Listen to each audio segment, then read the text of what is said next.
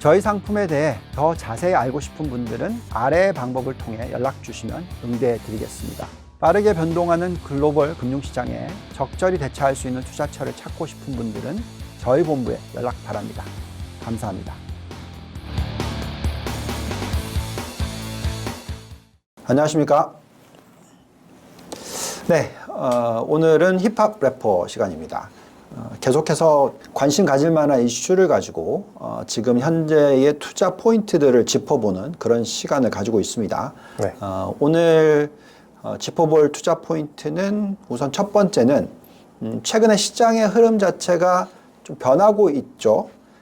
많은 분들께서 경기 침체 우려를 하고 있지만 만약에 미국 증시도 그렇고 글로벌적으로 생산성이 높아지고 있다면 결국 경기 침체가 오는 강도가 그렇게 높지 않을 수 있다라는 부분이 중요합니다. 그래서 최근에 이 IT 기업들의 실적 발표 내용을 들여다보면서 우리가 지금 어떤 부분을 보면 앞으로 실적이 어떻게 될 수 있을지, 아니면 어떠한 변화가 생기고 있는지 이런 것들을 알 수가 있겠습니다. 김태형 의원님, 네. 두 번째 방송인데 네. 좀 떨리시나요? 항상 긴장됩니다. 긴장하지 마시고 우리 편하게 찍읍시다. 우선 오늘 어떤 기업에 대해서 들여다볼 거죠? 어제 발표한 마이크로소프트에 대해서 들여다볼 거고요. 네. 그리고 역시나 기업들의 CAPEX 그리고 R&D 집행 내용에 대해서 한번 짚어드릴 텐데 네. 그 기업들로는 이제 TSMC와 이제 ASML이 있습니다. 좋네요. 자, 그러면 우선 그 마이크로소프트에 투자를 하시는 개인 투자자들이 상당히 많은 편이에요. 네, 그렇습니다. 이번에 실적 발표가 나오면서 주가 흐름은 어땠나요? 일단 전반적으로 시간의 장에서 4% 정도 상승을 하다가 다시 이제 그 상승세가 다시 돌아가는 모습을 보였었고 역시나 어제자 기준으로 약간 약보합권에서 마무리되는 그런 모습을 보였습니다. 그러면 실적은 어떻게 나왔는데 이런 리액션이 나왔습니까? 일단 전반적으로 매출액 같은 경우에는 전년 동기 대비 2% 증가를 했고요. 네. 그다음 순이익 같은 경우에는 마이너스 7.4% 정도를 기록을 했었는데 네. 매출은 컨센서스를 하회를 하고 그리고 EPS는 컨센서스를 상회를 했습니다. 비용 절감의 모습이 역시나 목격이 됐었고 가이던스 또한 이제 매출액이 컨센서스 대비 부진을 했었고 전년 동기 대비 3.3%로 나왔는데 전반적인 실적을 살펴보면은 생산성 그리고 클라우드 부문은 양호한다라고 분석이 되나 역시나 이제 PC 쪽에서 많은 그런 매출 타격이 일어나고 있는 것으로 분석이 되고 있습니다. 그렇죠. 자, 우리가 지금 왜 마이크로소프트를 중요하게 생각하냐면 사실 마이크로소프트도 그렇고 아마존 여러 대형 기업들이 클라우드 산업에 있어서의 비중이 상당히 높은 편이잖아요. 그렇습니다. 성장세도 굉장히 지금 높게 나타나고 있는데 작년 경기 특히 하반기가 많이 둔화가 된다라고 했고 말씀하신 대로 지금 YOY 작년 동기 대비해서 실적은 오히려 마이너스 숫자가 나오고 있는데 그래도 이쪽 생산성을 향상시켜주는 클라우드 비즈니스 이쪽의 성장세는 굉장히 두드러지고 있죠. 어느 정도 수준입니까? 애주어 같은 경우는 현 분기 기준 환영형을 제외하면은 38%이나 환영형을 포함시키면 31%로 여전히 30% 넘는 성장성을 기록을 했습니다. 그 다음 인텔리전트 클라우드 전체 클라우드 부문의 매출은 전년 동기 대비 17%나 증가를 했고요. 역시나 다음 분기에도 15%의 성장률을 전망을 하고 있습니다. 그 다음 이제 생산성 비즈니스 같은 경우에는 전년 동기 대비 6.7% 증가를 했었고요. 다음 분기에는 오히려 8%나 증가하는 이런 높은 성장성을 보이고 있다라고 기업은 전망을 하고 있습니다. 네. 자, 이게 중요합니다. 지금 미국의 경기 둔화, 심지어는 경기 침체까지 얘기하고 있고 실질 성장률 미연준이 예상하는 게 작년 평균 0.5%, 올해도 0.5% 이렇게 생각을 하고 있다면 여기에 인플레이션을 더하더라도 아마 연간 성장률 올해 2023년이 3%에서 5% 사이 정도 명목상으로 이럴 텐데 거기에 대비해서 훨씬 지금 높은 성장을 보여주고 있는 쪽이 말씀하신 대로 클라우드 쪽이라든지 그렇습니다. 생산성 관련된 쪽인데요. 이렇게 되면은 결국 기업 실적이나 글로벌 전체적으로 어떤 식으로 지금 그 변화가 생길지를 좀 생각을 해봐야 될 것 같은데, 자, 그럼 마이크로소프트 관련해서 부분별 실적을 체크를 하면서 전체적인 어떤 기업의 생산성 향상이 나타나고 있는 부분에 있어서 좀 설명 부탁드리겠습니다. 네, 일단 프로덕터빌티하고 비즈니스 프로세스 부문에 그리고 그 섹션별 좀 실적을 살펴보시면은 커머셜 같은 경우에는 CC 기준, 즉 환용량을 배제하고는 전년 동기 대비 14% 증가를 했는데 컨슈머 부분 같은 경우는 3%에 미쳤고요. 환용량을 포함을 시키면 마이너스 2%로 가장 부진했습니다. 그 다음 퍼스널 컴퓨팅 부분에서도 역시나 이제 개인 소비자 부문이 가장 부진한 흐름을 기록을 하고 있고요. 윈도우 커머셜, 즉 상업용 부분 같은 경우에는 환용량을 배제하면 역시나 전년 동기 대비 3% 증가하는 모습을 기록을 했습니다. 전체 그 퍼스널 컴퓨팅 부문의 매출이 마이너스 18%를 기록한 점에서 상업용 부분이 3% 증가할 수 있었던 부분은 역시나 이제 기업용의 효율성 향상 부분이 아직까지도 강력하다라고 말씀을 드릴 수가 있겠습니다. 네, 우선 미국의 가장 대표적인 IT 기업인 마이크로소프트의 실적을 들여다보면서 어떤 구조적인 변화라든지 어떤 쪽에서 성장이 나오고 있고 어떤 쪽이 힘들었는지 이런 걸 짚어봤습니다. 자, 그렇다면 다른 기업들의 실적 발표 내용을 보면서 계속 저희가 말씀드리고 있는 부분인데, 생산성 향상이 일어난다면 기업의 실적이 급격하게 하락하는 경우는 잘 안 나타날 것이고, 또한 매출 증가율이 인건비 상승을 밑도는 매출 증가율이 나올 수 있다라는 부분이 중요합니다. 그래서 지금 다른 IT 기업들의 실적을 보면서 우리가 지금 현재 시점에 봤었을 때 사이클적으로 경기 침체로 바로 넘어가지 않을 가능성이 높다라는 부분을 얘기를 하고 있습니다. 그래서 지금 이 기업들의 생산성 관련된 얘기가 기업들의 컨퍼런스 콜에서 나온 내용들을 초점을 두면서 좀 말씀을 부탁드리겠습니다. 네, 일단 마이크로소프트 같은 경우도 역시나 이제 보수적인 가이던스를 제시한 건 맞습니다. 한편 기업들이 지출하는 그 CAPEX라고 하죠. 자본적 지출 항목에서는 그런 부분이 전혀 나타나지 않았었는데요. 영업 비용은 막 약 12% 증가를 했습니다. 그 동분기에.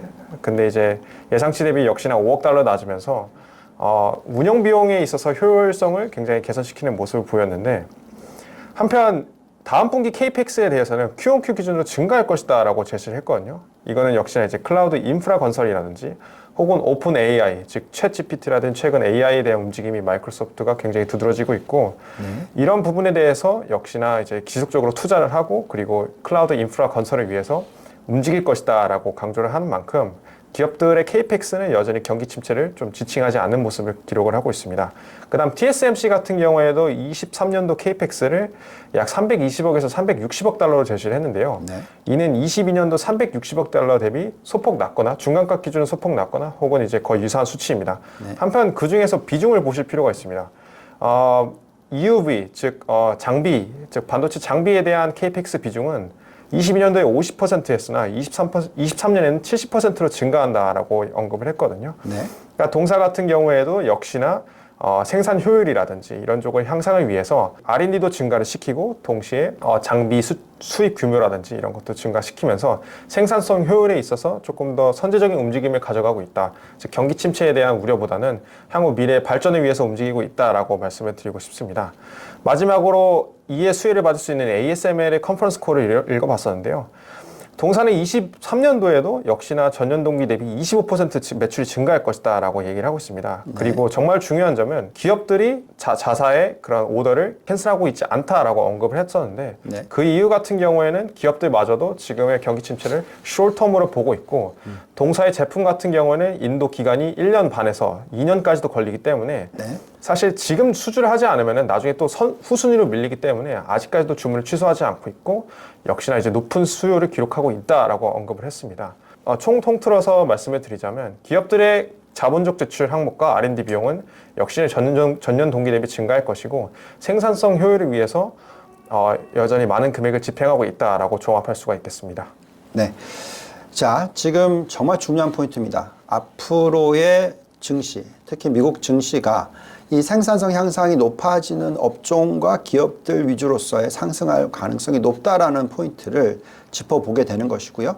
물론 경기 침체가 급격하게 일어날 경우에 이런 설비 투자 캐펙스 부분이 급격하게 감소하면서 어떤 위기가 올 수 있다라고 걱정을 하고 계시는 분들이 많이 있겠으나 실질적으로 기업들의 숫자를 보고 있으면 그런 모습이 아니고 네. 어느 정도 골디락스 부분, 여기에 생산성 향상 따라서 기업 수익성의 훼손 부분이 그렇게 크지 않을 것이다 라는 것이 네. 올해 2023년의 키포인트인 것 같습니다. 그렇습니다.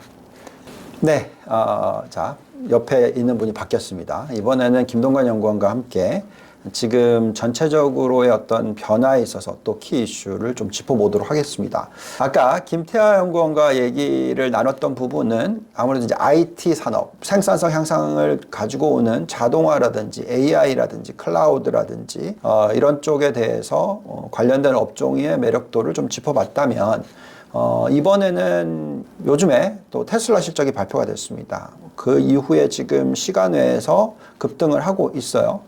전체적으로 또 생산성을 굉장히 크게 높여주고 있는 산업이 전기차이고요. 또 전기차와 연결돼서 신재생 에너지, 특히 태양광 쪽에 대해서 관심을 가질 필요가 있습니다. 만약에 계속해서 생산성 향상이 일어난다면 그만큼 IT가 발전을 하는 거기 때문에 전력 소비량이 크게 늘어난다라는 부분도 생각하셔야 되고, 여기에 관련돼서 신재생 에너지가 꼭 필수라는 부분도 이해를 하셔야 됩니다. 연초 대비해서 흐름을 보고 있으면은 지금 확실히 좀 초과 수익률을 달성하고 있죠? 네, 그렇습니다. 지금 보시면 S&P 500이 5% 정도 연초 대비 올랐는데, 관련해서 ICLN, TAN, QCLN 등을 보시면은 지금 현재 모두 다 S&P 500 대비해서 아웃퍼폼을 하고 있는 그런 모습입니다. 네. 지금 말씀하신 대로 올해 연초 대비해서의 수익률이 좋고 있는데 그건 굉장히 단기적이니까 좀 길게도 봐오는 게 중요하겠죠. 아무래도 이제 지금 신재생 에너지에 대한 테마는 계속해서 매년 나타나고 있습니다. 근데 이제 초과 수익률을 달성할 때가 있고 또 못할 때가 있고 이런 부분들이 있죠. 그렇지만 좀 이게 장기 시계열로 봐야 된다라는 부분은 장기의 초과 수익률을 보면 되겠죠. 어떤 결과가 지금 나오고 있나요? 앞서 말씀드렸던 ETF들의 수익률을 보시면요, ICLN 같은 경우에는 3년 동안 70%, TAN은 148%, QCLN은 100% 등 이 S&P 500이 23% 오를 동안 거의 4배에서 5배 이상 오른 모습을 살펴볼 수 있습니다. 그렇죠. 자, 그만큼 지금 신재생 에너지의 초과 수익률이 높습니다. 여기서 끝날 게 아니고요. 아마도 계속해서 이어질 수 있을 것 같은데 그런 부분에 있어서 에너지 소비량이 늘어난다는 것이 굉장히 중요할 것 같습니다. 자, 관련해서 지금 현재 에너지 소비량이 늘어나고 있는 부분에 있어서 좀 설명 부탁드리겠습니다. 네, 지금 전망되고 있는 수치를 보시면요, 2050년까지 2020년 대비해서 에너지 사용량이 47% 정도 증가를 할 것이다. 즉, 앞서 말씀해 주셨던 것처럼 마이크로소프트라든지 많은 기관들에서 이미 에너지 효율을 위한 그런 반도체라든지 소프트웨어, 데이터 센터 등 그리고 전기차까지 모두 에너지를 더욱더 소비하는 그런 방향으로 가기 때문에 계속해서 에너지 소비량이 늘어날 것이다 라고 이렇게 전망이 되고 있는 상태입니다. 네, 자, 이 포인트가 중요합니다. 우리가 보통 사람이 인력을 써서 어떤 기업이 돌아간다면 그만큼 이제 그 에너지원은 사람에서 오는 거죠. 그렇지만 전력을 쓴다라는 것은 그만큼 자동화를 일으키는 것이고 AI를 활용한다는 것이고 우리가 지금 보고 있는 최근에 한국 증시를 보더라도 로보 인더스트리라든지 AI 관련된 업종이라든지 이런 쪽에 초과 수익률이 굉장히 많이 늘어나고 있습니다. 그래서 결국은 이 에너지 소비가 굉장히 중요한 포인트이고 여기에 기존에 있는 에너지 부분들이 탄소 배출 부분도 그렇고 여러 가지 이슈로서 모든 이 수요의 증가를 맞춰주지 못하기 때문에 신재생 에너지 쪽이 굉장히 늘어나는 포인트가 있습니다. 자, 김동환 연구원님, 지금 에너지 소비의 어떤 그 소스, 그러니까 어느 쪽을 이용을 해서 에너지를 창출하고 있는지 부분에 있어서 지금 현재는 어떻고 앞으로는 어떻게 변할 것 같습니까? 네, 지금 현재 2021년 기준으로 보시면요, 전체 에너지 소비량의 85%를 담당하는 것이 화석 에너지입니다. 네. 저희가 계속해서 신재생 에너지 테마를 이야기를 하고 있지만 지금 당장에 보시면은 그만큼 굉장히 적은 에너지 소비량이 차지하는 것이 신재생 에너지다. 즉 더욱더 발전할 가능성이 무궁무진한 그런 산업이다라고 보실 수가 있겠고요. 네. 그에 관련해서 이제 블룸버그 NEF에서 그 최근에 자료 조사를 발표를 했는데 보시면은 2021년에 전망을 했던 것보다도 약 30% 더 상향 조정을 하게 되면서 신재생 에너지 캐파가 2050년에 보시면은 약 2,400기가와트시를 차지할 것이다 라고까지 전망을 하고 있습니다. 그래서 지금 현재 아시는 것처럼 계속된 정책적인 변화가 가속화된다고 했을 경우에는 이 부분이 25%더 크게 즉 3,000기가와트시까지 증가를 하는 부분이 있기 때문에 계속해서 증가를 하는 모습을 보이고 있다라고 살펴보실 수가 있겠습니다. 자, 근데 이제 신재생 에너지 부분, 특히 태양광을 얘기를 하자면 이게 좀 머리가 아픈 게 어디서 생산을 하고 있고 어디서 수요가 늘어나고 있고 이런 부분에 있어서 정치적인 영향을 좀 많이 받고 있습니다. 왜냐하면 그만큼 보조금이라든지 여러 가지 이슈들이 연결돼 있죠. 전기차도 마찬가지입니다. 그래서 이 부분에 있어서 미국 이 태양광 관련된 주가의 흐름 자체가 작년도에 그렇게까지 좋지는 못했죠. 그래서 어떤 이유 때문인지 조금 더 자세하게 짚어봐 주십시오. 네, 먼저 미국 같은 경우에는 계속해서 중국의 이 태양광 에너지 관련 부분의 이런 도미넌스, 즉 지배력을 약화시키기 위해서 신장 위구르 지역에 대한 그런 이슈를 계속해서 쟁점화시킨 그런 모습을 나타내고 있습니다. 그런데 중국을 배척하는 그 결과는 2022년 전년 동기 대비해서 20% 오히려 인스톨레이션이 감소를 해버리는 그런 모습을 나타냈습니다. 왜 그런지 살펴보시면요. 지금 현재 중국이 태양광 밸류체인만 살펴보시더라도 지금 전체 밸류체인의 80에서 90%를 담당을 하고 있는 모습을 살펴볼 수가 있기 때문에 중국을 제외하고는 어떠한 모습도 제대로 나타나기는 힘든 그런 시장이다라고 말씀을 드릴 수가 있을 것 같습니다. 그렇죠. 그만큼 규모의 경제가 상당히 중요합니다. 어디서 생산을 많이 하느냐, 규모의 경제가 크냐에 따라서 그 원가, 단가가 낮아지는 거죠. 근데 그것을 이미 벌써 하고 있는 국가가 아무래도 중국이다라는 것이고, 중국을 배제시키고서는 투자하기 어렵다라는 부분이고요. 그렇지만 이제 결국 전체적인 에너지원으로 놓고 봤었을 때 이 태양광이 그만큼 효율적이라는 부분을 놓자면 결국은 미국도 그렇고 중국도 그렇고 또 한국도 마찬가지로 계속해서 이쪽을 투자를 할 것이고 성장을 할 것이다 라는 좀 기대를 하게 됩니다. 자, 지금 테슬라라는 기업을 보시면 그만큼 생산성을 높이고 있는 기업입니다. 여기서 이제 전기차를 생산을 하고 전기차가 움직이는 것은 전력을 사용하는데 그 부분에 있어서 배터리를 이용하게 되죠. 결국 이 배터리를 충전하는 데 있어서 전력이 필요한 것이고 그 전력 생산은 어떻게 이루어지냐 했었을 때 결국 효율이 더 좋은 태양광이나 이런 신재생 에너지를 활용할 가능성이 상당히 높아지는 것이죠. 그렇다면 지금 현재의 테슬라가 만약에 미국처럼 지금 중국과의 어떤 경쟁 구도 때문에 계속해서 미국산을 중요하게 생각을 한다면 그만큼 효율은 떨어지고 생산성은 낮아지는 케이스가 되잖아요. 맞습니다. 그래서 테슬라 같은 기업이 생산성을 그렇게 높이는 기업인데 굳이 계속해서 미국산을 고집하지 않을 거고 또 생산도 미국에서만 하는 게 아니잖아요.